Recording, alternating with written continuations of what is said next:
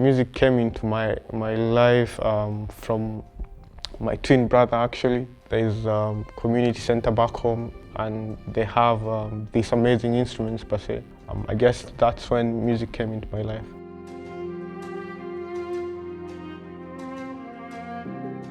During weekend, I'll kind of go to the cyber cafe and watch a bunch of YouTube videos for a while. I reached a point I drew a keyboard on a cardboard box, and a lot of the time people would be like, "Oh, what are you doing?" It seemed crazy. At that moment, it was only me and that specific screen.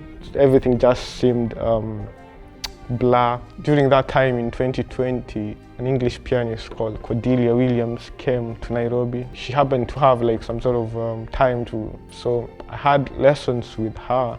And then one day she said, "Well, I think you might be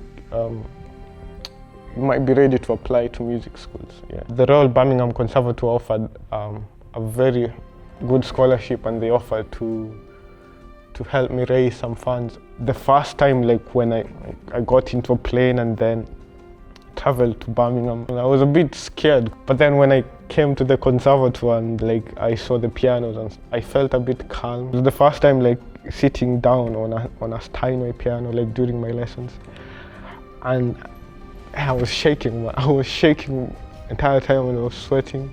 When I finished playing my first piece, and all these people that had never seen me, never knew me, even never imagined in their life, see a Kenyan person from Nairobi coming, and they were clapping, and I looked around and I felt a bit overwhelmed, at the same time very pleased. The future is teach as many students as possible. At the moment I'm teaching some students from Mombasa.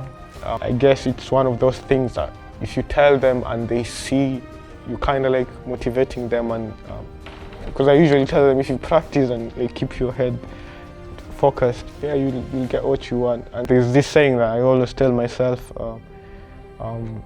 luck is when hard work meets opportunity.